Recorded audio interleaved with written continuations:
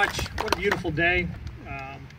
Today is a very special day. I've got a little bit of twist on my comments because there's no question in anyone whose business and livelihood is conservation understands the importance of saving or protecting the red-hot cockaded woodpecker. My standpoint is that training and readiness piece that we're able to sustain as a result of this partnership. So Congressman Jones, you honor us with your presence. What a pleasure to have you here. I want to, Gordon Myers, we've got both state and federal folks here. Leopold Miranda, obviously from the National Fish and Wildlife Service, and Jay Jensen for the National Fish and Wildlife Service as well. Thank you, gentlemen, for attendees and all the folks that were here. I want to spend a little time talking about our overall mission folds into this unique arrangement that we're commemorating today and why it is so vitally important. As you are aware, our largest installation, Camp Lejeune, is affectionately called the home of Expeditionary Force and Readiness.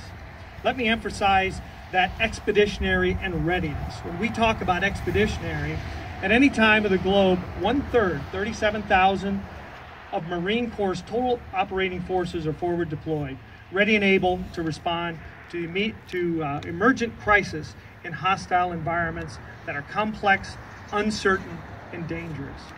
As you can see, of late, we have transitioned from supporting land combat in Iraq and Afghanistan to making concerted efforts to return to our amphibious roots, to provide maritime expeditionary combined armed ground task forces that are ready for a broad spectrum of missions. Everything from rendering life-saving support to suppressing or containing international disturbances short of large-scale war. We are, in short, the nation's sentinels, preventing large-scale war and managing crisis as an extension of the naval force. That's our overall mandate in the National Defense Strategy. Here at home, our #1 customer, 2 Marine Expeditionary Force Commander General Hedlund, will tell you his Marines and sailors are busier than ever with an extraordinarily high op tempo. His forces are maintaining a continuing commitment to Task Force Southwest in Afghanistan, Special Purpose MAGTAS Crisis Response Africa, Black Sea Rotational Force and Marine Rotational Forces Europe, as well as taking care of defense support to civil authorities' responsibility.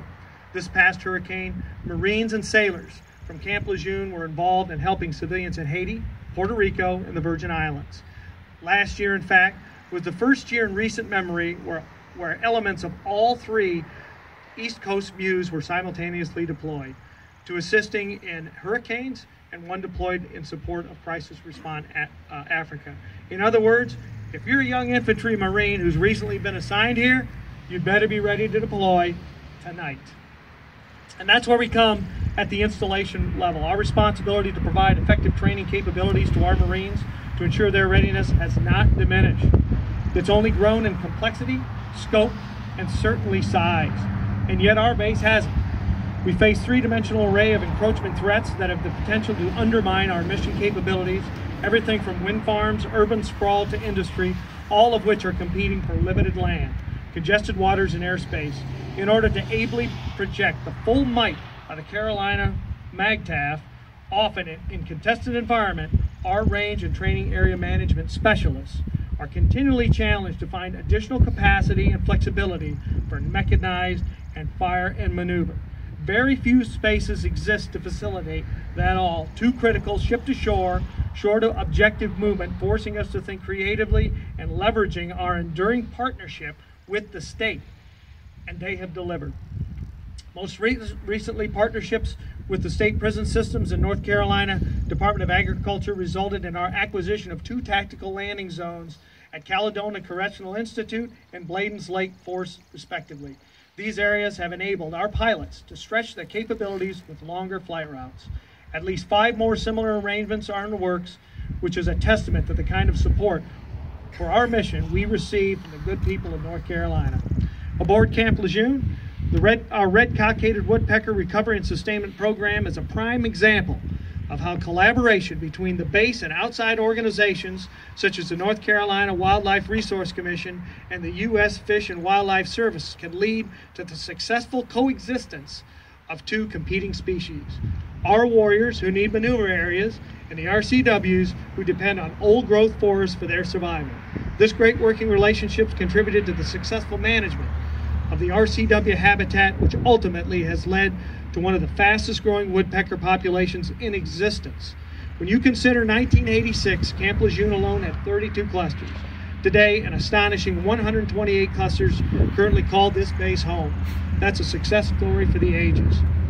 With the latest expansion of the area under the RCW management, under the partnership of the military, state, and federal conservation agencies, we will ensure the growth of the species, while at the same time enhancing training opportunities for our Marines. So you may be wondering, does this new arrangement reduce our commitment to the current woodpecker sustainment and recovery goals? Are we moving clusters? Absolutely not. We will continue to manage the regulatory goal of 173 clusters, but the addition of more land affords a greater area from which to meet that goal, while providing capacity and flexibility for maneuver training as our mechanized units move inland from shore.